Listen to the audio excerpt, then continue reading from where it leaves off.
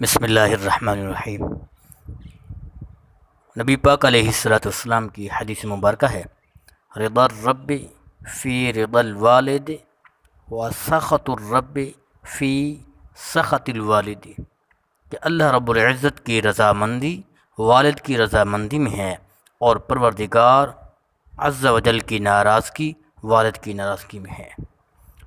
علماء نے اس حدیث مبارکہ کی تشریح میں لکھا ہے کہ جو شخص اپنے مالک و مولا اللہ عز و جل کو راضی کرنا چاہے تو اس کو یہ چاہیے کہ وہ اپنے والد کو راضی اور خوش رکھے، کیونکہ اللہ کی رضا جوئی کے لیے والد کی رضا جوئی شرط ہے۔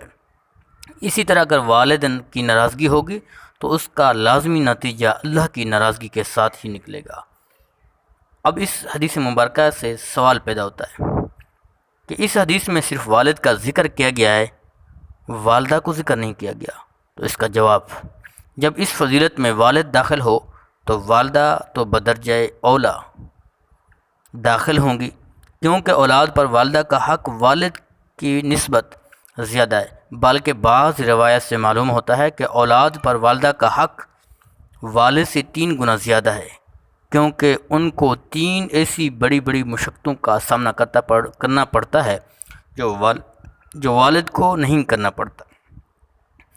پہلی مشقت جس کا والدہ کا سامنا کرنا پڑتا ہے وہ پہلا ہے کہ حمل کا بوجھ، اور دوسری مشقت وضع حمل کی مشقت برداشت کرنی پڑتی ہے، اور تیسری مشقت دودھ پلانے کی محنت بھی ان کو ہی کرنی پڑتی ہے۔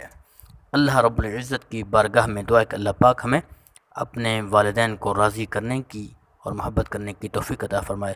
وآخر دعوانا ان الحمد للہ رب العالمین۔